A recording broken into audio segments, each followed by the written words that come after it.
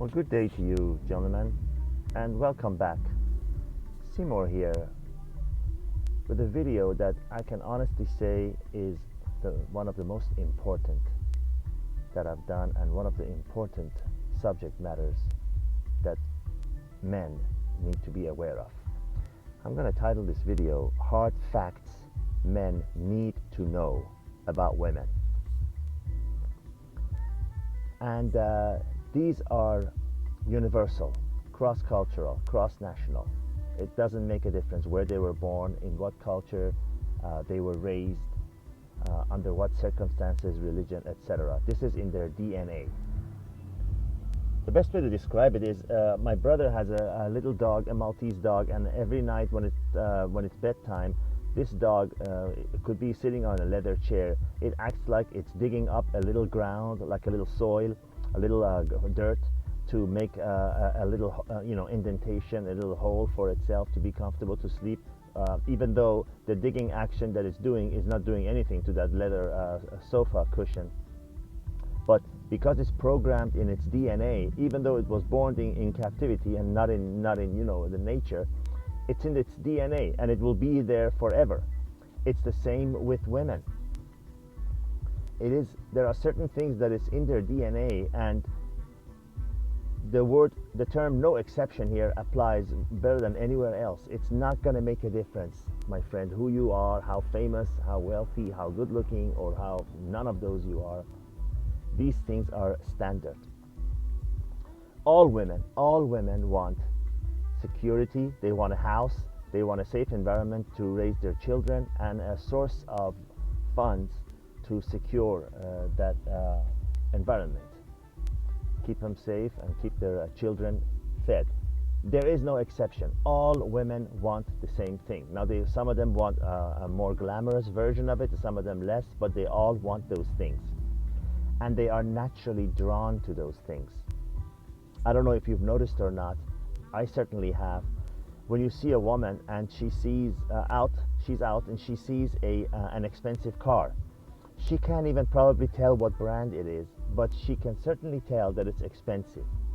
And it's not that she's a gold digger or not. She may be, she may not be, but the point is that she's drawn to those markers of wealth because they signify security. She could be with a guy that is driving a Rolls Royce, and still, if she sees another guy, with a fancy, expensive car, she cannot help but to look, because she's uncontrollably and helplessly drawn to it.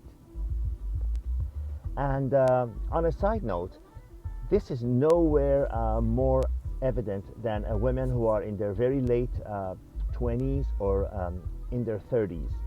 These women that are unmarried, these women are absolutely probably the worst kind of women to date, because they are in full desperation mode. They know their time is running out. They simply want to secure the best available man to marry, so that they could be taken care of and they could have the things they want. So it's the best I can describe this is if you're in the ocean and you're drowning, a rescue boat will be nice, but in absence of that, you would hang on to any piece of floating wood to save your life. And it's the same with women in their late 20s or 30s who've never been married. If you're dating them, you are seeing an absolute fake version of what they truly will be after they've gotten what they want. They will be sweet, they will be agreeable, they will basically say yes to anything you want, great sex, everything else, because they're trying to lock you down. They're trying to get you to take them and be with them and give them what they want. Once they have their children, once they are living with you, once they are married to you, the real face comes out, and my friends, it's not going to be pretty. So if you're dating someone in their very late 20s or early 30s who's never been married and has no kids, you are in hell. Watch out. Be careful. What you're seeing is not what you get. The sample that you're tasting will not be like the actual meal that you'll buy.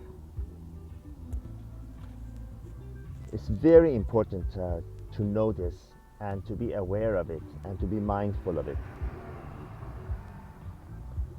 And I hope that I've been able to get this very important point across.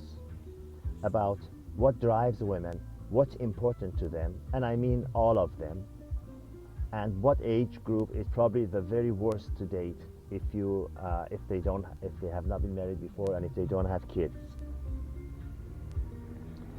This would fall under the category of hard facts men need to know.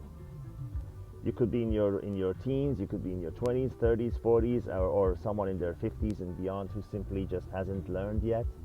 But believe me, my friends, I only want to help, and I'm hoping that this has gone a long way towards that goal.